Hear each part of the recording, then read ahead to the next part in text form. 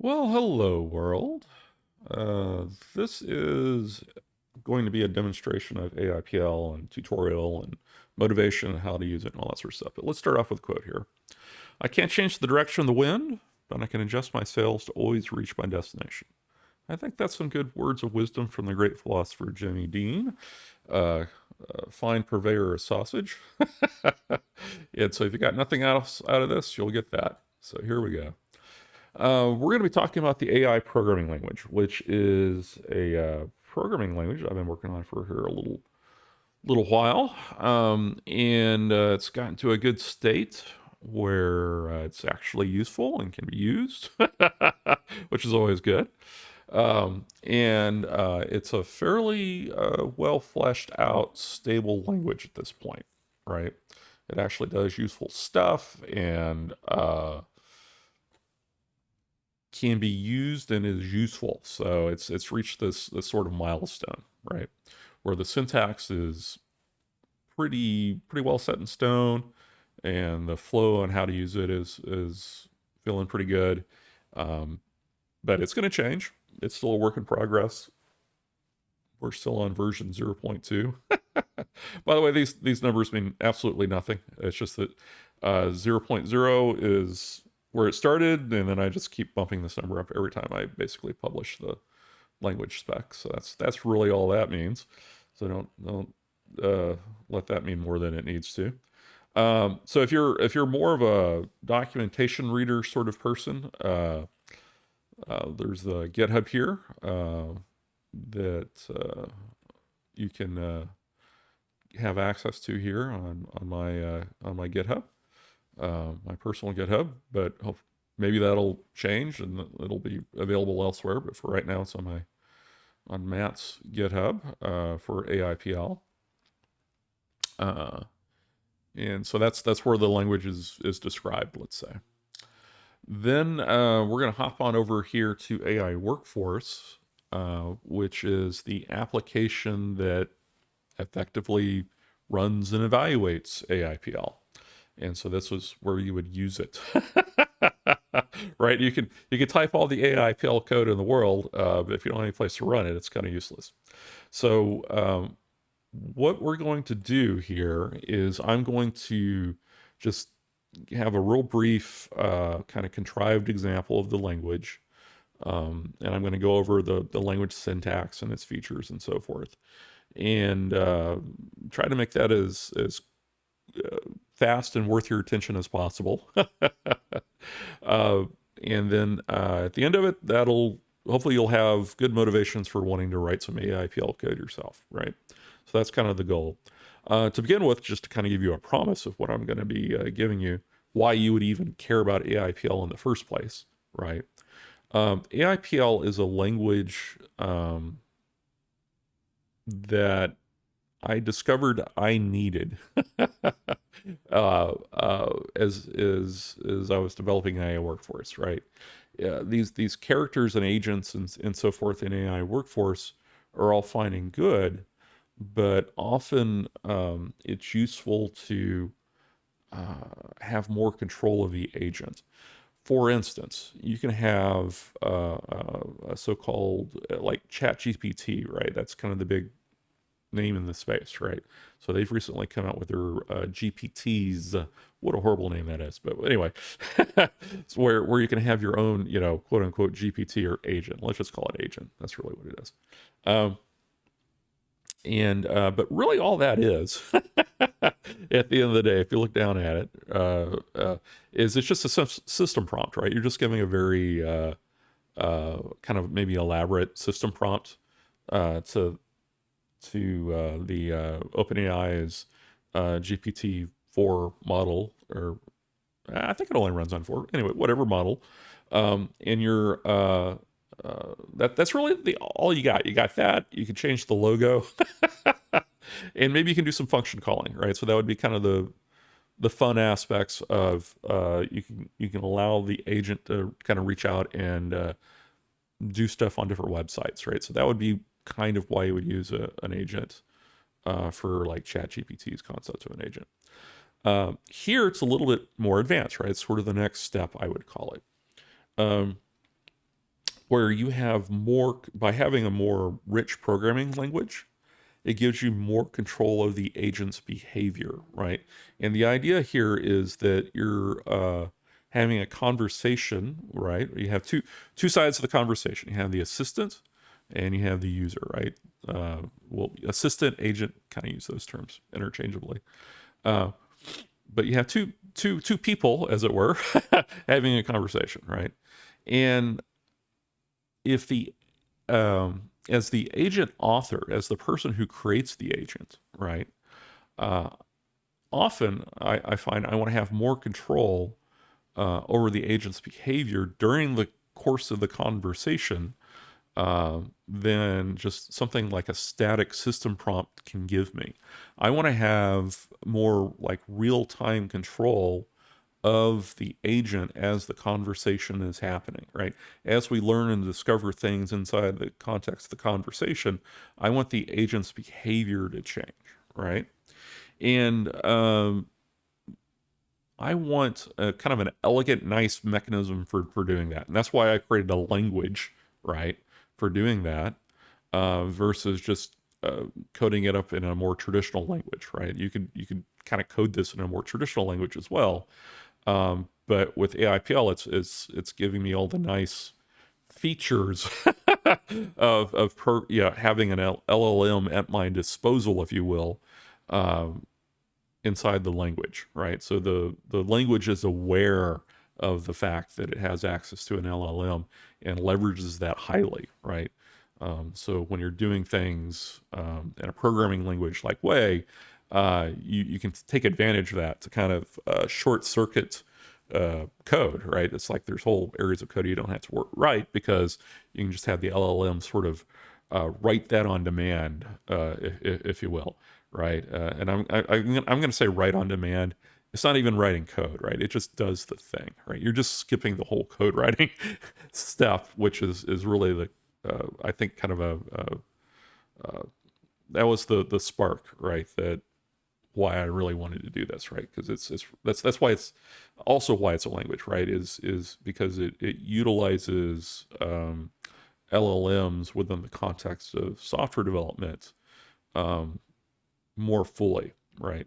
Another way I think about this is it's sort of like if you have it's a specialized language, sort of like you have specialized languages for like SQL to talk to a database, or you have specialized languages like HTML, right, to do kind of content rendering on the web, or JavaScript and TypeScript to do more like imperative programming or kind of stuff, right?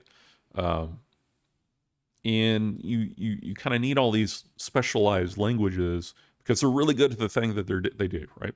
So AIPL, it's what it does, right? Is it's what it's really good at is it giving you a way to speak to the LLM, right?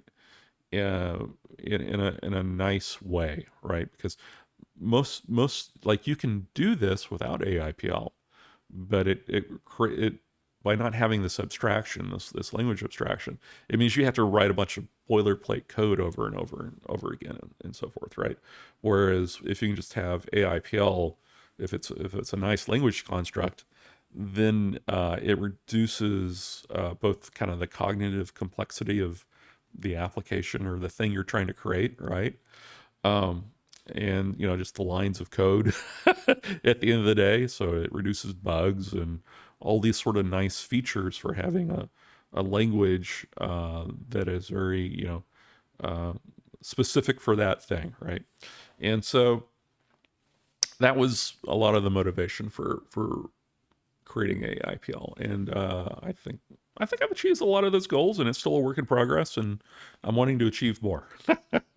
So let's. So you've been looking at AIPL here for a second, and hopefully you understand uh, a bit of it just by looking at it, right? If you're a software developer or have kind of been exposed to code in any way, hopefully this looks at least not entirely alien. Would be my goal. The overall syntax structure is inspired by Lisp, right? We have these ellipses. So that's where you can kind of see the history of that, right?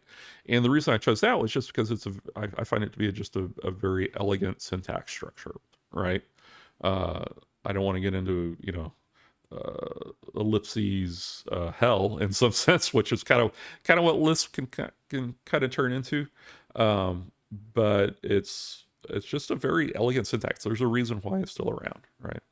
And so it's not Lisp. I want to make that very clear. It's very much not.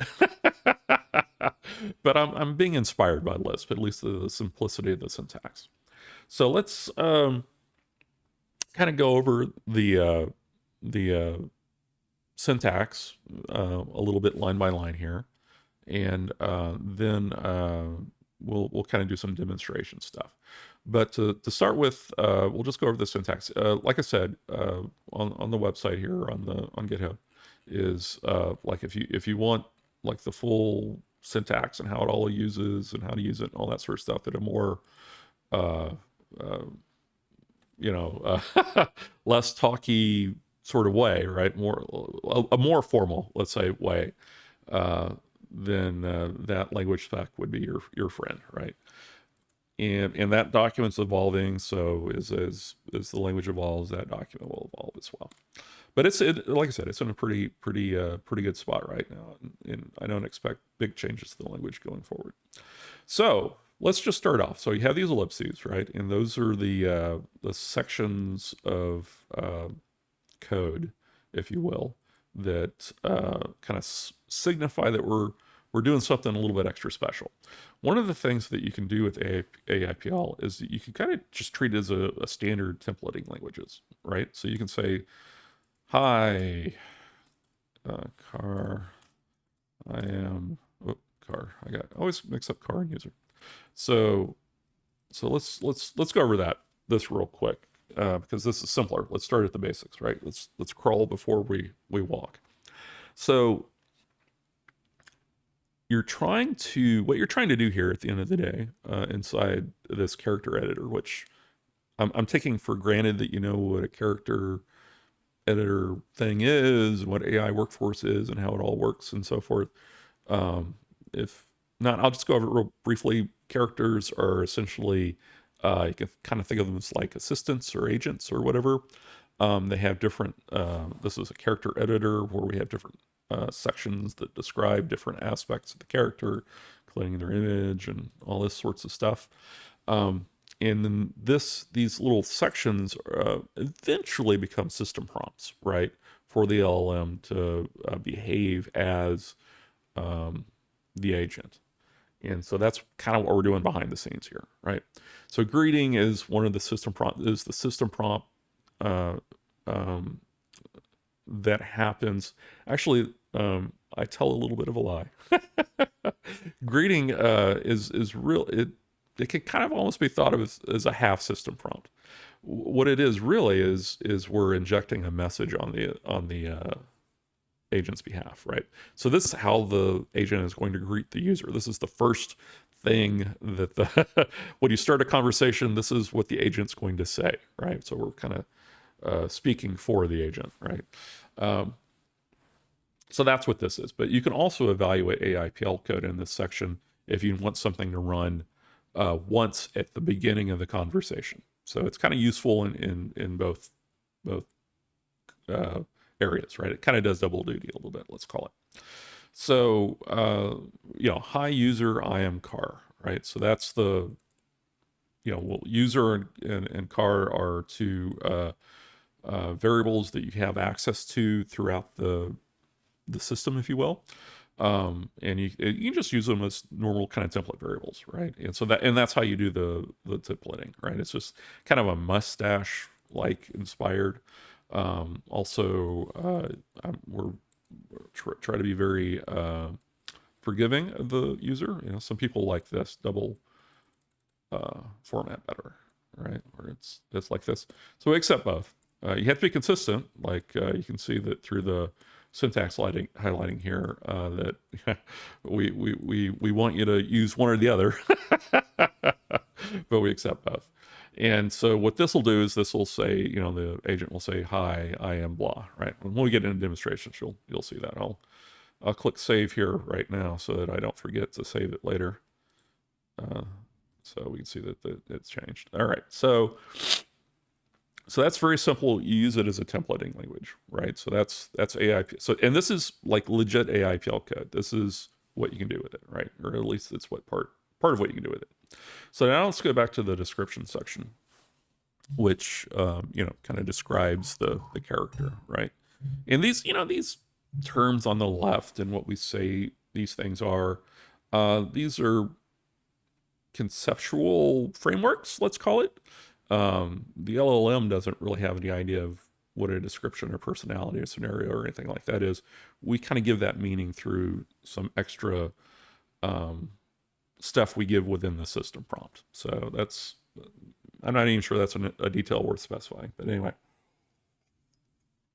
just so you're aware, if you're just kind of looking at this as a straight system prompt or something like that, it's a little more than that. But anyway, so this is AIPL code, right? So it looks very codey, right? Because it has these ellipses and so forth. So let's get into the more codey aspects. But the thing I wanted to highlight here is that this is valid code as well, right? Let me cut and paste. Let me not type if I don't have to. First rule of programming, cut, paste everything, right? All right, so that's just perfectly valid. You can mix and match these, is really what I want to show off here. And we'll just get rid of that for now. So to begin with, comments. I think that's a good place to start.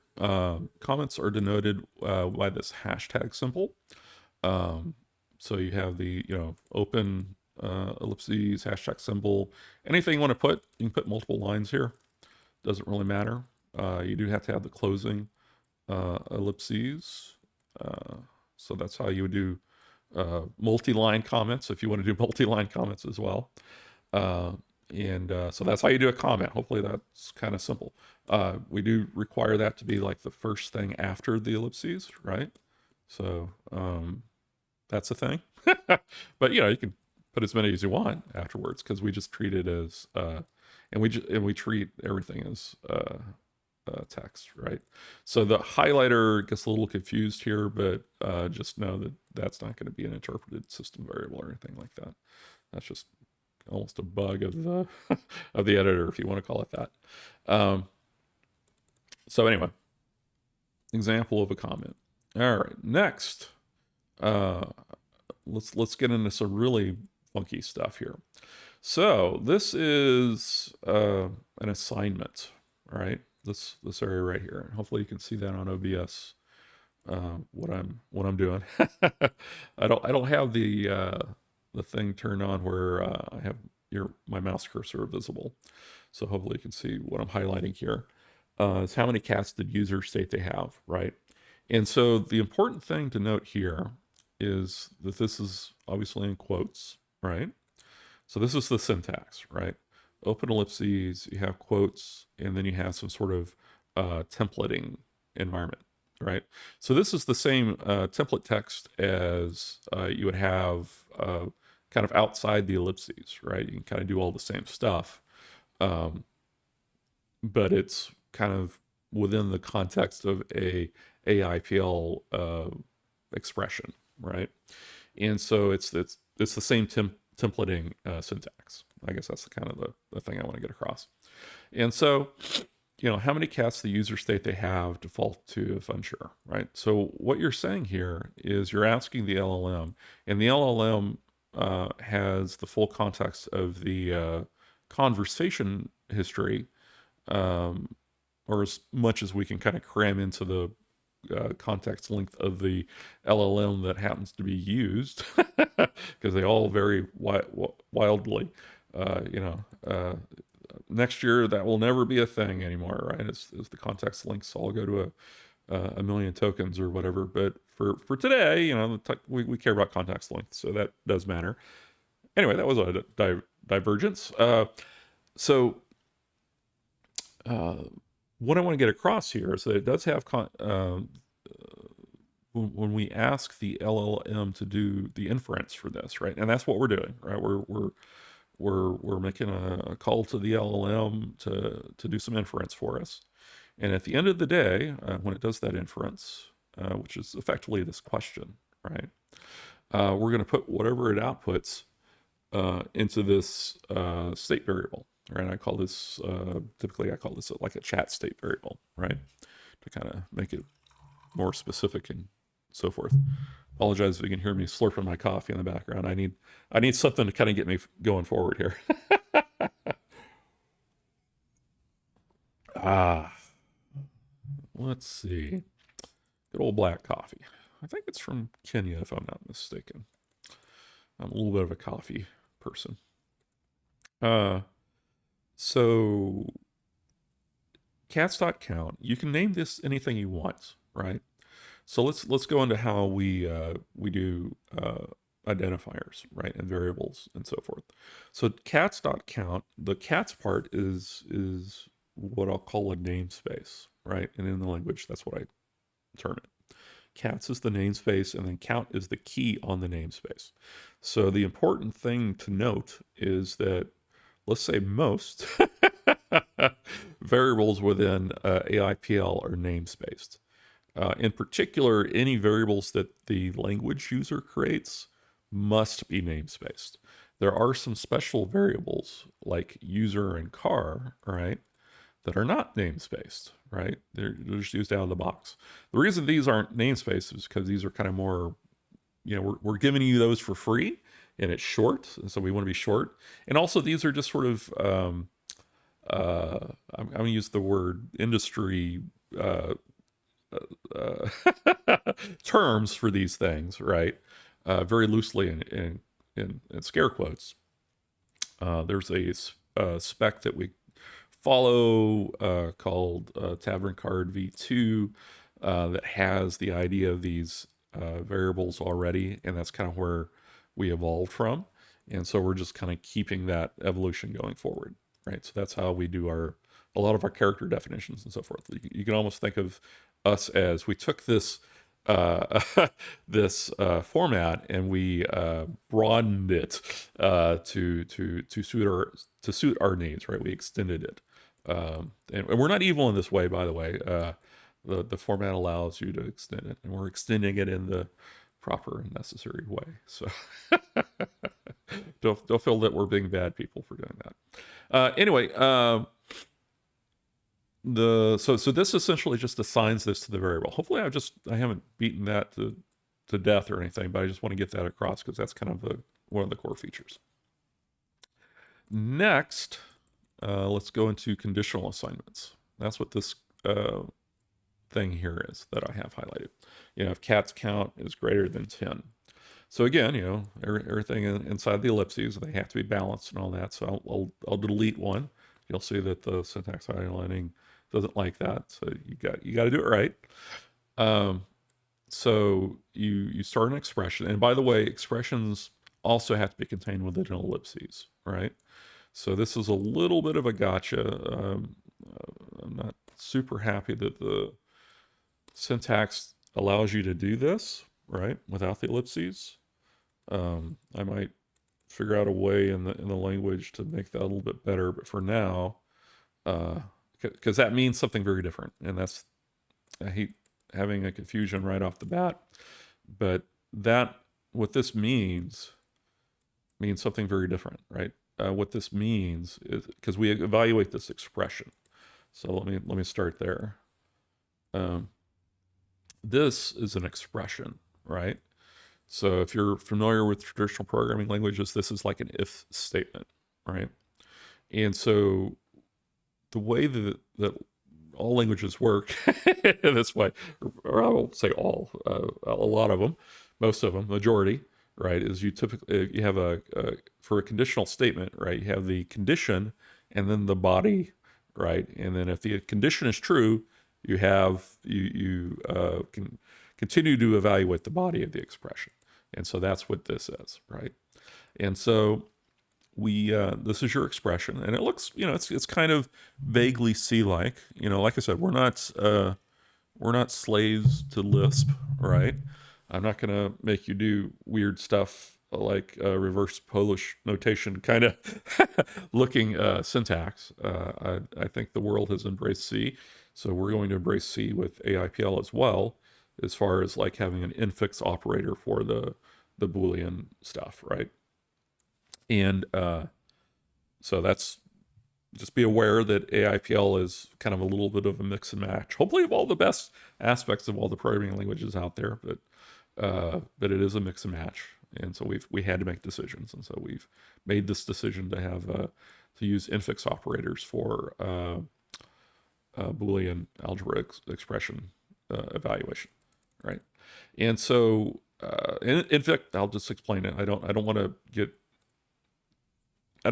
to say stuff and not explain what I mean to people who might not be familiar. An infix operator just means that it's the inside, you have the thing on the left, the thing in the middle, and the thing on the right, right? So cat on the left, thing in the middle is the thing in the middle. And 10 is on the right, right? So the greater than is in the middle. That's what I meant to say. So that means that if you follow this form, it's called infix, right? So we have cats.count on the left, right? And we're saying if cats.count is greater than 10, right?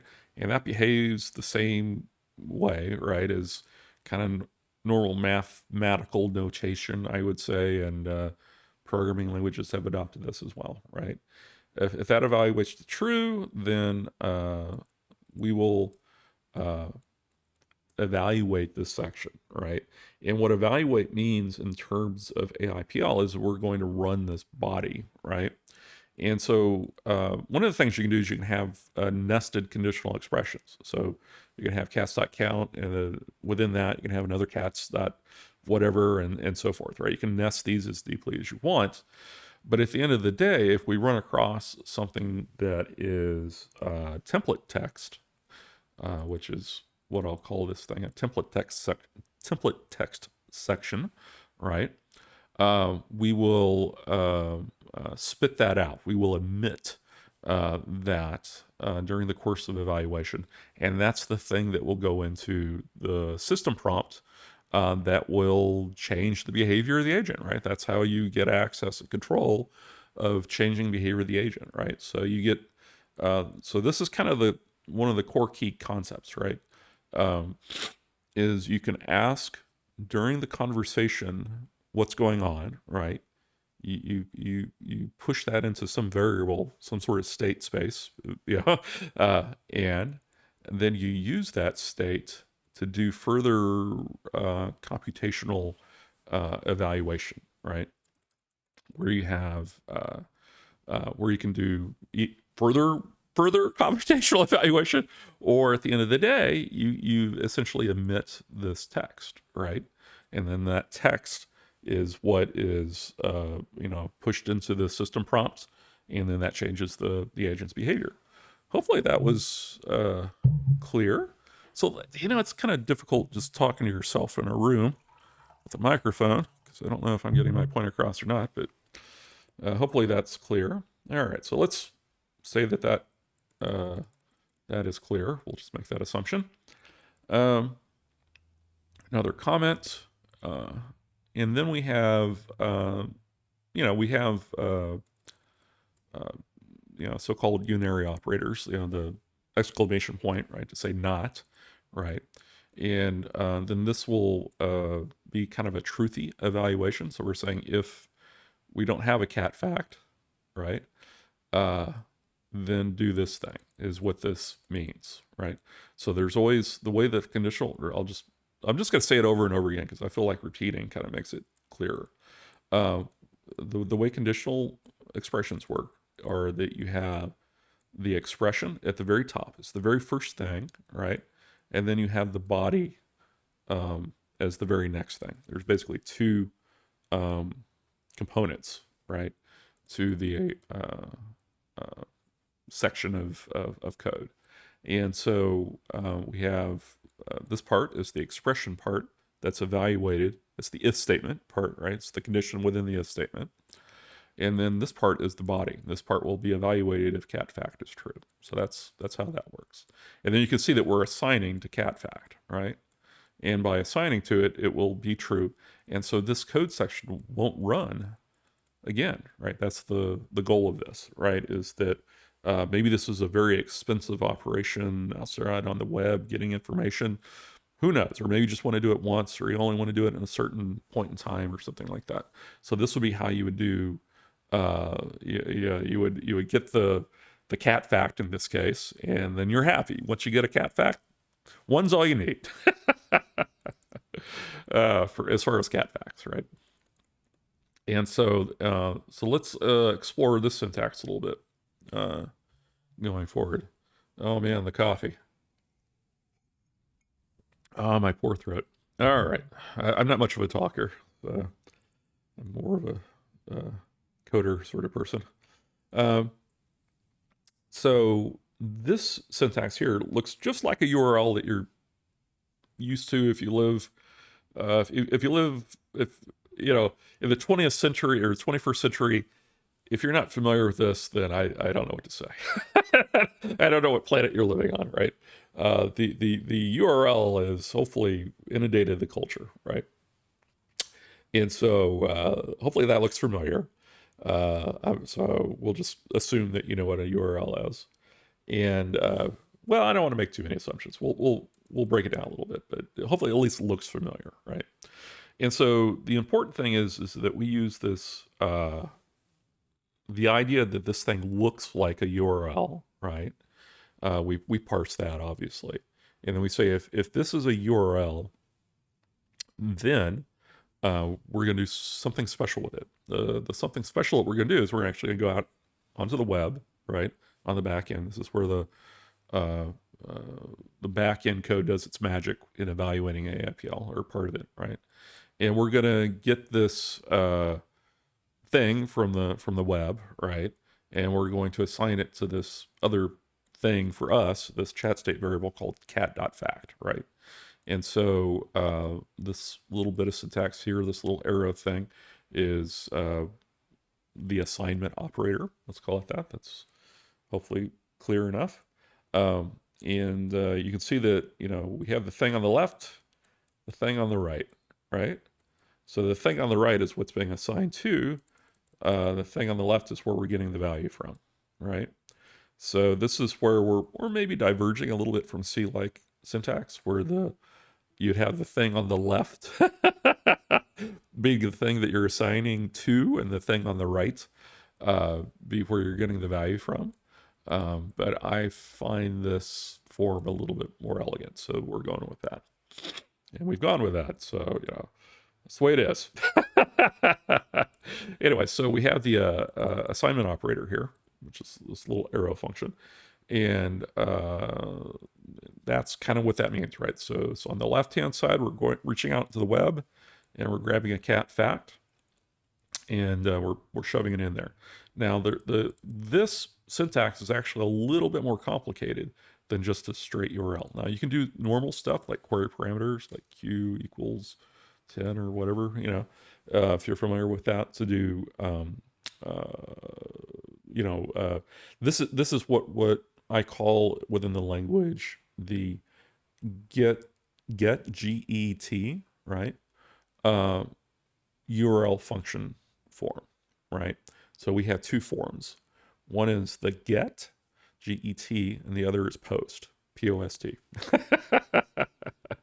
You probably understood what that one was, but anyway, so we have get and post.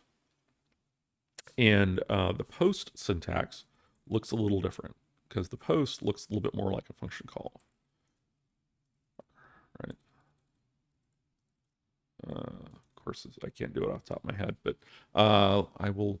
Actually, this will be a good break for us to, because I want to kind of get all this out. So let's go back to the documentation, right, for how to do this, right?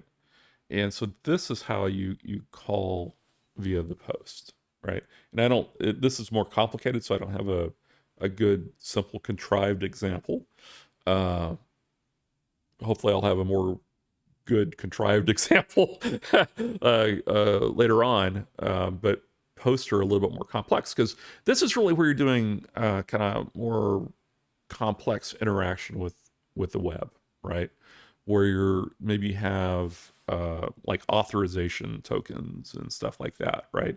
And you want to post a JSON object to JSON stands for JavaScript Object Notation, if you're not familiar, and it's essentially how most of the web transfers information, right? Um, Again, it has kind of its roots in Lisp, oddly enough, but we'll let you, and S expressions and so forth, but I'll let you research that on your own. Uh, but the important point here is that it's a more complex form of doing you know, interaction with the web, right? It follows the same kind of rules, and I apologize. GitHub does not have an AIPL syntax highlighting. It has not taken over the world yet, but we're getting there. But hopefully this is still readable. Where the syntax is that it's very much just like the URL. The extra part is we have this extra ellipses, right? To make it look more like a function call, to be perfectly frank, because I thought that was intuitive. And so then you can do things like you have these entries, is what I call it. And I describe that further in the document, what an entry is and so forth. So if you're, you need to read something, you've got something to read. But the short of it is that an entry is basically just a key value pair, and you have a list of key value pairs. And so that's how we do those sorts of more complex data structures. So we have a concept of lists, and we have a concept of key value pairs, and those are different. And they have a special meaning within the context of a post function call or URL function. And so this is a key value pair. You can see it has authorization equals whatever, right? And in this context, while an entry can have either an equal sign, right, or a colon, right? We allow both for the concept of a entry within the language, right? A key value pair. Within the context of a post here, a URL post function, they have special meaning, right? So the equal sign means that we're going to put this part in the HTTP header section. So I'm getting a little bit more technical, but if you followed me this far, hopefully that this will be interesting, and it needs to be described somewhere, so I'm just going to describe it here.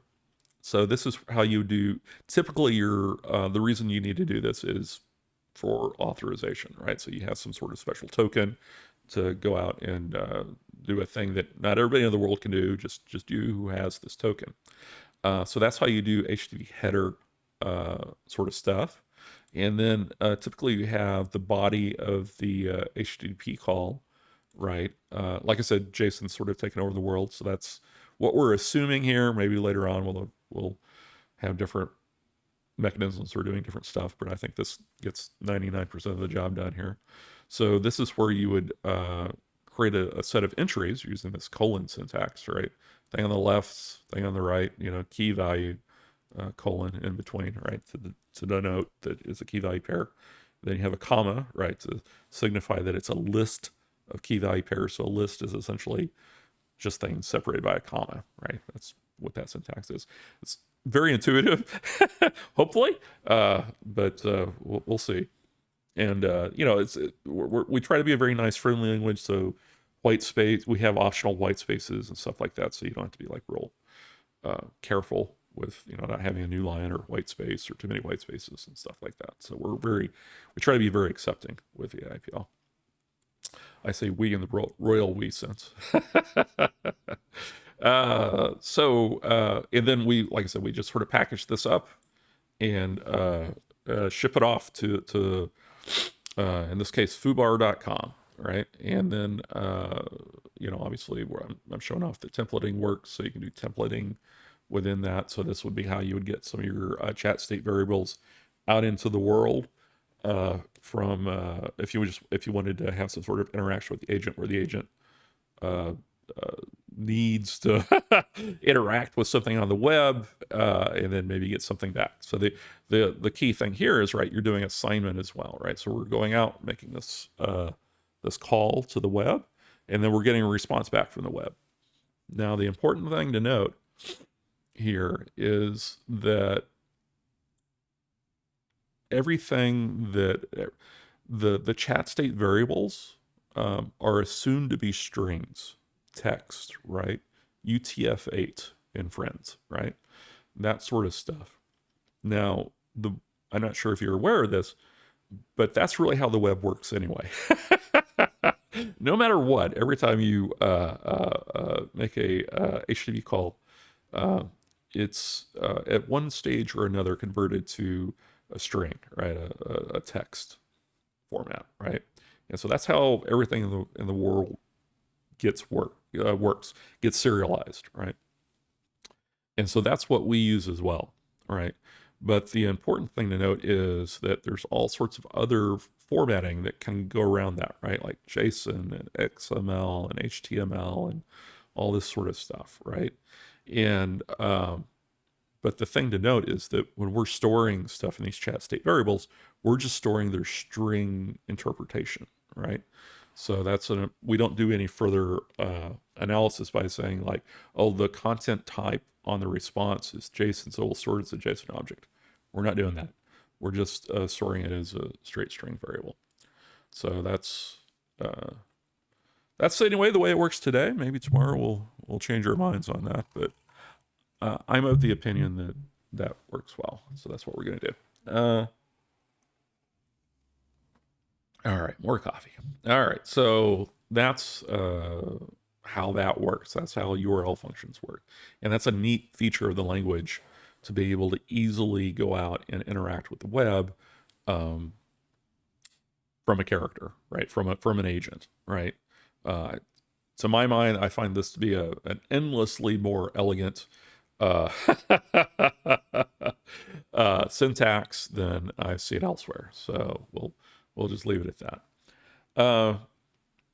And then once you have the cat fact, you can say cat. We can again do our little trick of saying, does this thing exist? And if it does, if it doesn't, we just skip that. We don't do anything here, right? It's like this part of the body didn't even exist as far as when we evaluate it to give information to the LLM for the system prompt, right? But if it does exist, then we know we have this thing, and we can say something like car knows the following cat fact, and then blah, right? It just so happens, by the way, that catfact.ninja.fact is going to give you actually, let me just click on it here. You can see what it does, right? Hopefully you can see that. It's just a little bit of JSON, right? That's going to give you some random little cat fact in the world, right? So, and it's just random. It'll give you a different cat fact every time you call that. And the thing to note is that it's still being stored like is in this format, right? We don't do any sort of interpolation or anything like that to change it or manipulate it. So that's really what's going to get spit out in your system prompt. But it turns out that LLMs are very smart, so you don't really have to care about that, to be perfectly frank. It will still interpret and read and decipher XML or HTML or Markdown or JSON or what have you, right? It's very smart. So you don't typically have to care about that too much as far as like getting information from the web and having the agent understand it and interpret it and so forth. But if you want to, you can actually have extra steps in here to say, like, if you have the cat fact, and then ask the LLM to do some more analysis for you, right? So you can do this little trick, right? And instead of like user, right, you can say the cat fact is blah. It's in JSON form. Give me the, some part of the JSON, right? Or whatever, you want to do, whether further analysis you want to perform on it. And I think that's neat in the sense that you're utilizing the LLM. That's an example of where you don't have to write code, right? Where you can just take like this JSON and then have the LLM interpret it however you want to interpret it using natural language, right? Which feels very nice to me, right? And, 9 times out of 10, it'll give you a reasonable answer. And you can kind of go with that, right? So I find it's like, this whole experience of working with agents and assistants and LLMs and that sort of thing. That's one of the big takeaways as well, right? Is that it's going to give you kind of the 80-90% good enough answer most of the time. Obviously, it depends on the strength of your model that you're using behind the scenes, and the models are improving from week to week, day to day, hour to hour, pretty much, right? At this point. And so, where I think maybe it's 80-90%. Next week, it's going to be 95%. And then next year, it's going to be 98.2%. And then eventually, it'll get so close to 100% that this won't even be an interesting conversation anymore. But for today, it's an interesting thing to note that you don't want to treat the inference the agent does or the LLM does as a golden fact, right? You want to do some extra analysis steps on it to kind of verify the that it's giving you a response that you want it to give, right? So that's just kind of a thing to understand. So that's it's a bitter truth in a way, but I just want to be very frank about that. One other thing I wanted to mention here real quick is that we do some extra tricks, if you will, to have the LLM kind of evaluate itself. And so I'm going to point you to line 6 here. I kind of glossed this over. But it says, how many cats the blah, blah, blah default to 2 if unsure, right? The LLM is going to give you kind of a natural language answer to that, right? It'll typically say the word 2, TWO, or I think the number of cats is 2. It'll give you some long thing, like a sentence or two, right? Output, right? What we do with that, right, because that's what's going to be in this cats.count state variable, is then we do a further evaluation. And again, we just ask the LLM to evaluate it for us, right? We're using the power. This is kind of the really neat aspect of having an LLM on demand, if you will. We use the LLM to evaluate its own answers, right? And so we say that we want it to be of a certain form or type, right? So we say whatever is in cats.count, the chat state variable, give me the numeric representation of that value, right? And so then obviously we have some system prompting around that. And then it spits out a number, right? Hopefully we've done our system prompts good. That will be like an integer value numeric form, right? Or it doesn't have to be an integer, it can be a floating point, whatever. But it's sort of, it's a number, right, that can be evaluated. In particular, that can be evaluated with the languages we're using on the back end, right?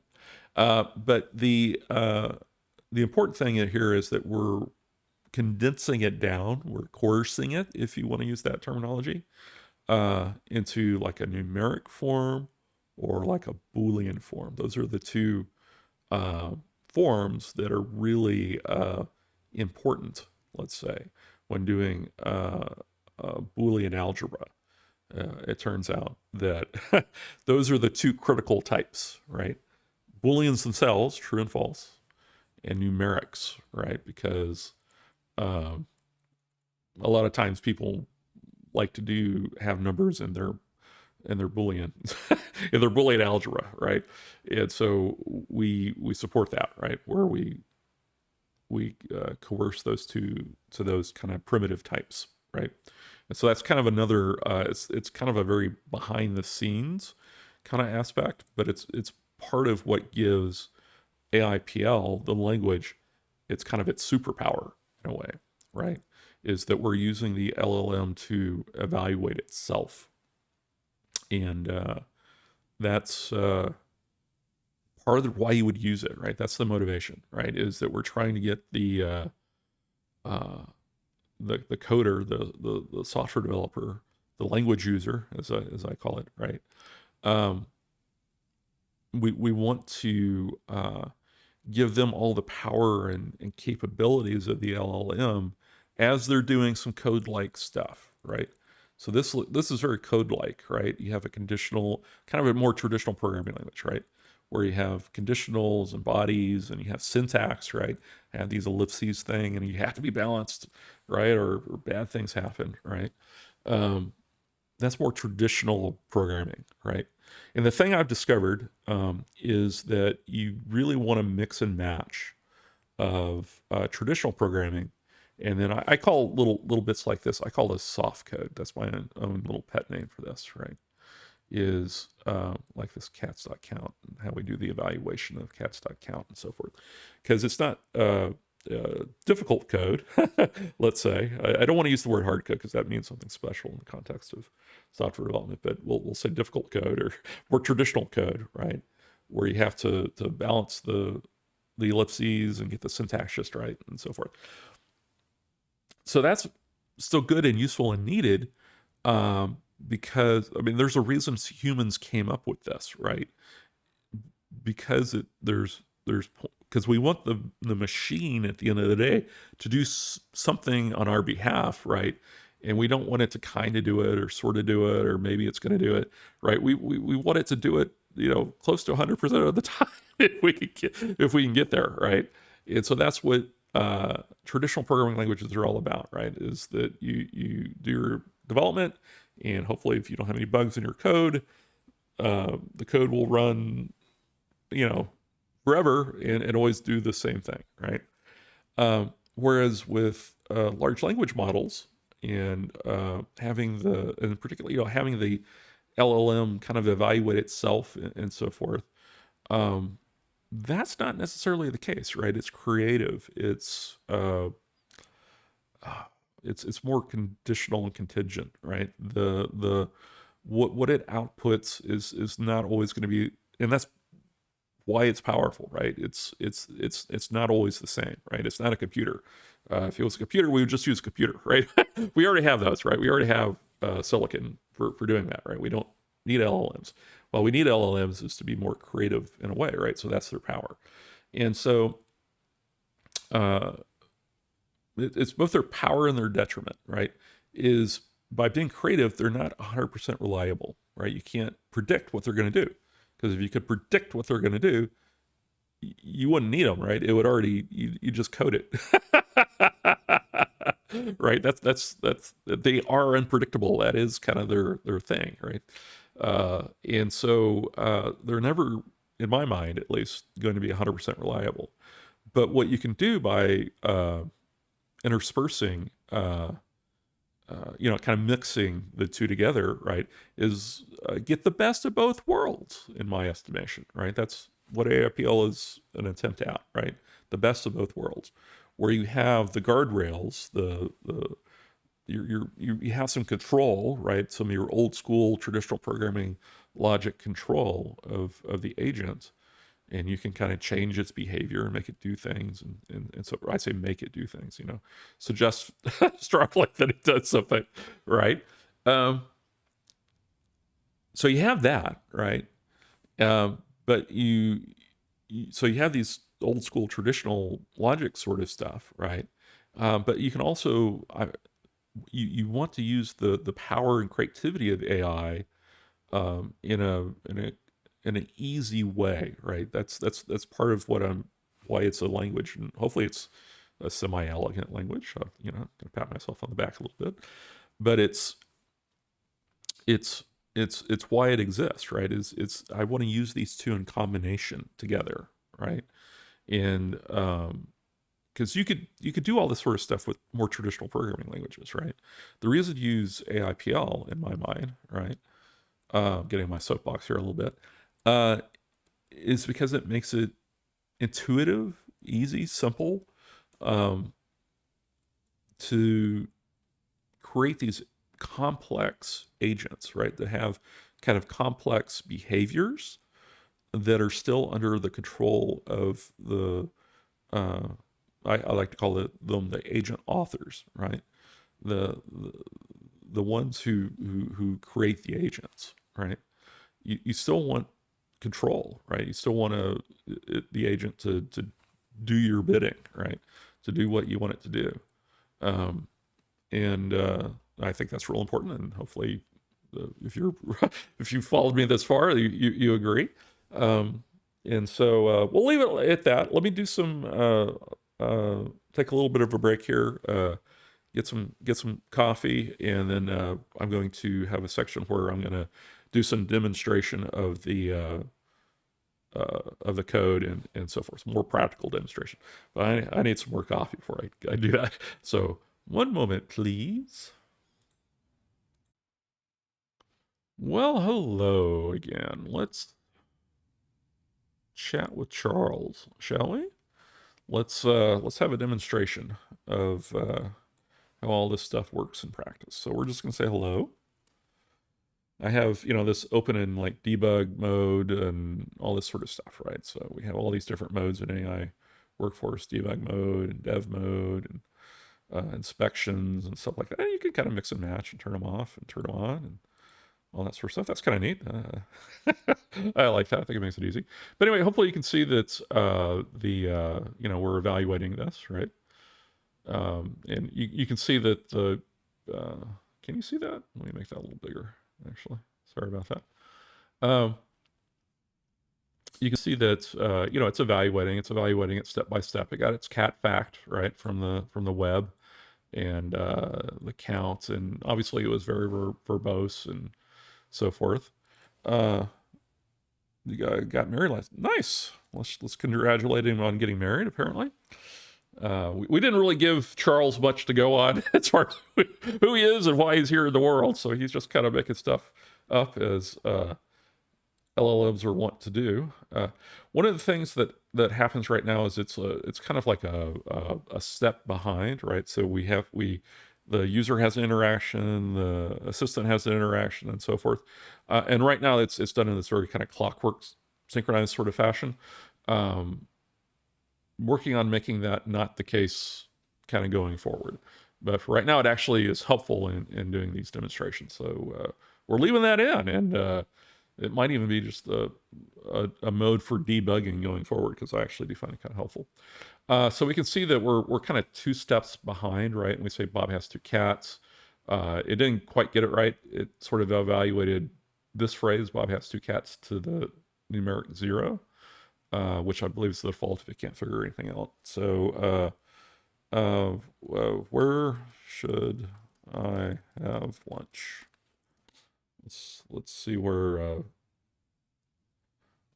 Bob thinks that lunch should be had, as we're kind of going through and using the system here. So we got to give it a second, get the LLM a minute to process and so forth. Obviously, faster LLMs, faster inferences. This things will happen faster. This is, you know, uh, debugging. And so it's behind. It's behind a step, right? So the first time it evaluated to 0 because it was kind of nothing. The second time it was 2 because it was 2, or because he's saying that I have to. Oh, I haven't told him how many cats I have. I have 23 cats.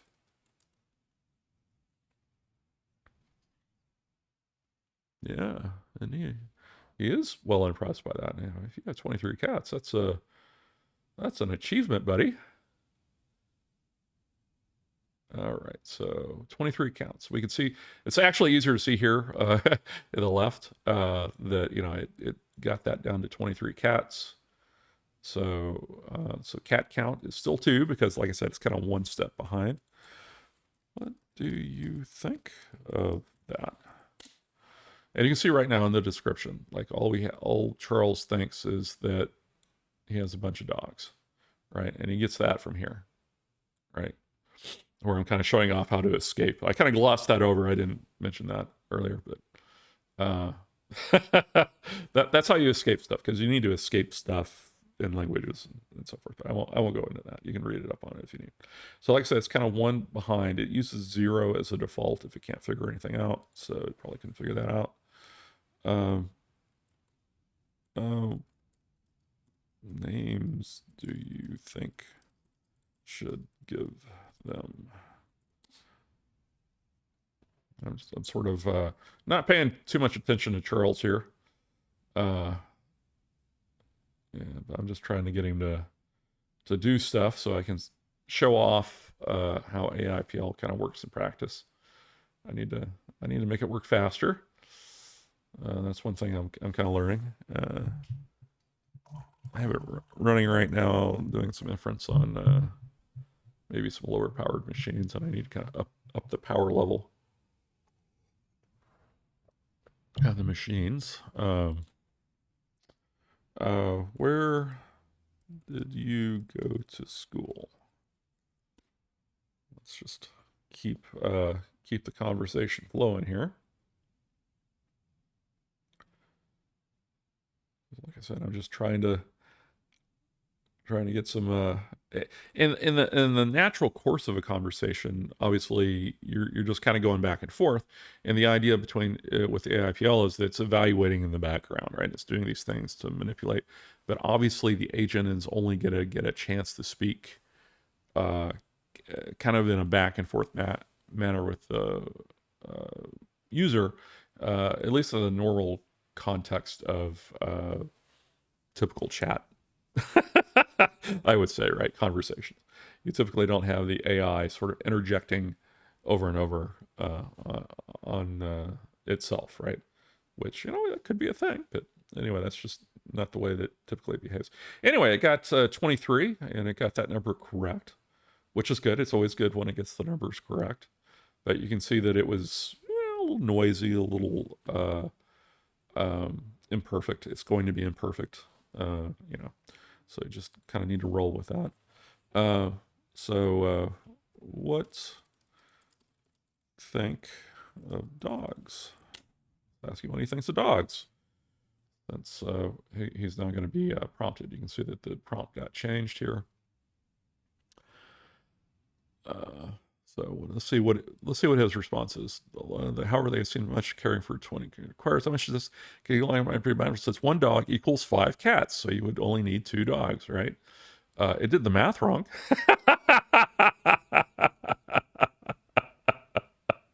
That's what they denote, right?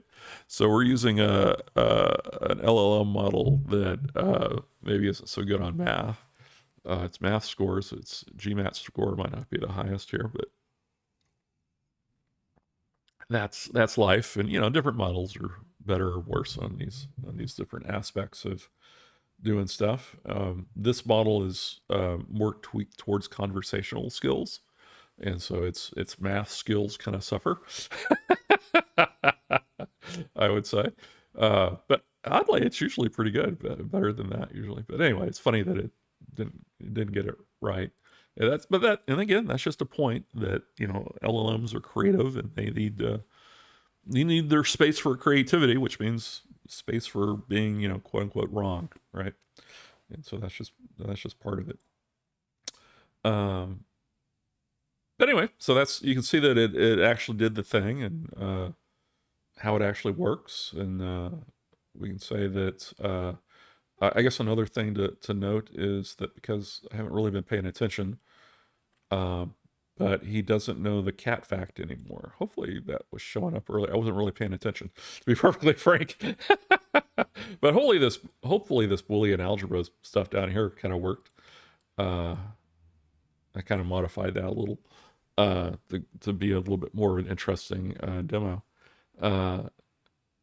But anyway, hopefully that worked. Anyway, I'm going to leave it there. I just want to kind of give you a taste of how like debug sessions kind of work, and how AIPL kind of works, and how you kind of go back and forth. And it is an iterative process in any software development, in my mind. I'm a software developer, so that's kind of my bread and butter. But if you're new to this sort of thing, like, that's just the way these things work, right? If you have any sort of creative output, I would say, right, you have to iterate on it. That's just kind of rule number 0. It's not even 1, it's before that. Right? Is that you do the thing, and then it's not as good as you want it, and then you redo it, and it's a little better, and it's a little better, and so forth, right? And so when you're going through the process of creating these agents and characters and so forth, that's also part of it, right? Is that, and that's part of why I like AIPL. I'll just kind of get on my soapbox here again at the end. That you really want fast iteration, right? You want some sort of iteration cycle that allows you to see, oh, how is this particular language model responding to my prompts that I'm doing, right? Oh, that wasn't so good. I need to do a little better over here, or what have you, right? And that's just the truth of the matter, right? That different LLMs respond in different ways, and a lot of times you need to tweak your prompts, right, to your LLM, right? Because not every LLM is going to respond the same way if they were just trained differently, right? And so you kind of need to target a particular LLM. Sometimes not. A lot of times they behave the same way, good enough for 80% of the time. But sometimes you need to tweak them, especially when you're doing kind of more advanced stuff, like with the AIPL kind of stuff here, where you're really trying to modify the agent's behavior as it goes along in time, right? And when you're doing that, it really, I've found that it really is very sensitive to the model that you're using. And so that's uh, just kind of the fact of the matter. And I think that's just going to kind of remain the fact of the matter, to be perfectly frank. As we get better models, quote unquote, better models, and really more specific models for more specific use cases, right? As you train the model to do X, it's going to get a little worse than Y. And there's always trade offs, right? Like math skills here. Maybe it's this particular model is better conversationally, but its math skills is maybe kind of taking a little bit of a beating, right? Or maybe it's code writing skills, or it's whatever, right? Right now we have this expectation that language models kind of, there's one language model that does everything awesome in all in all aspects, right? But that might not be the true in the future, and it's definitely not true now, right? Definitely as you train a model in one direction, you kind of lose it in another. There's like mixture of experts and stuff like that, and the ways of getting around that, if you will, of kind of embedding multiple models within a model so that some models are more better at certain tasks, right?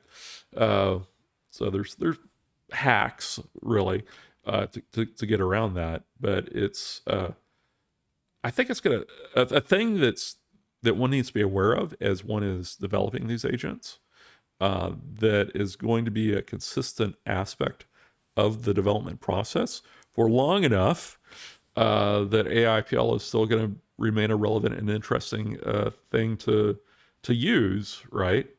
Uh, Going forward, the space is so new and so exciting, and things are changing and all that sort of stuff, that it's quite possible that we'll have assistants writing the AIPL code to write their own stuff, right? And that's kind of almost where we're at right now. Now I'm getting philosophical at the end here, so feel free to tune off. I'm going to rant a little bit here. So the what we're trying to do right now, right, in crafting these agents and these assistants and so forth, is we're trying to create an assistant that does a certain thing, right? It's very good at a certain task. And right now, where the state of the industry is right for that is that you need a human to tell the agent what to do to some degree, right? That you can have the agent kind of create its own sub-agents and so forth, right? That's a thing, right? People do that. But you almost get kind of a Xerox copy effect where it's not quite as good, right? The second level agent is not quite as good as the first level, and it kind of gets a little bit worse and kind of diverges and so forth, right? Because the agents are not quite powerful enough to be trusted to do that. Like they're on the edge of maybe being there, but they're not quite there yet. And I don't know how long that's going to be. And I think there's always going to be a space, if you will, where humans, people, developers, me, I'm going to want to have some direct control of the agent and its behavior and how it wants to do things in the world, right? I don't trust it effectively is really what it boils down to, right? Is I have to trust it. And so at some point in the future, this is a long-winded way for me to say that it's quite possible, right, that we might train a model to actually just like we have models that write JavaScript and Python and so forth, right? You might have an agent that writes AIPL code in the future, right? I mean, that's not unreasonable at all, right? To do certain things. And that might be the way going forward as far as how maybe the majority of AIPL code gets written.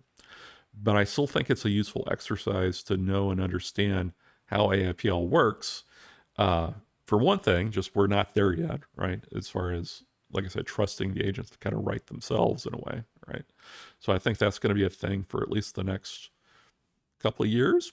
I'm going to venture that far out, in my estimation of the future. So I think that's probably going to hold true for at least a couple of years. I don't know. I'm horrible predicting the future, as is basically everyone, as far as I can tell. So that's a reason to know it. And then it's also just kind of good to know the nuts and bolts of how things work, right? At the end of the day, like it's kind of like high level versus low level programming languages and so forth, right? We have assembly and all this sort of stuff, but not everybody writes in assembly, right? You write into higher and higher and higher programming languages, right? So like this, right? This is the perfect example of a kind of a super high level programming language that's based on all sorts of subsequent, quote unquote high level programming languages, all the way down to assembly, all the way down to the instruction set of the CPU that happens to be running on somewhere in the cloud somewhere, right? So, turtles all the way down. So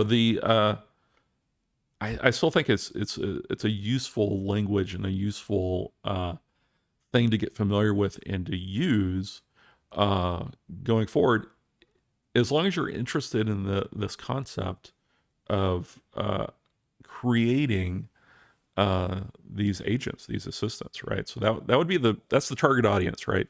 Is a person who wants to create these agents and assistants. That's who AIPL is really geared towards.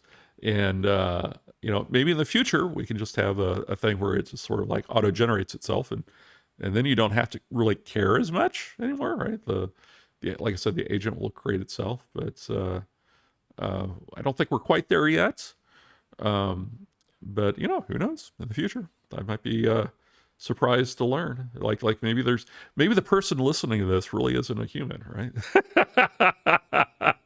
It's some agent in 10 years from now, kind of going back and rereading some of the historical notes on AIPL so they could better understand how to program AIPL agents themselves or reprogram themselves, or who knows. That gets in a whole philosophical ball of wax. Anyway, I hope you had fun following along with me on AIPL on this journey, and I'm going to leave you there, and have a good one. Catch you later. Bye.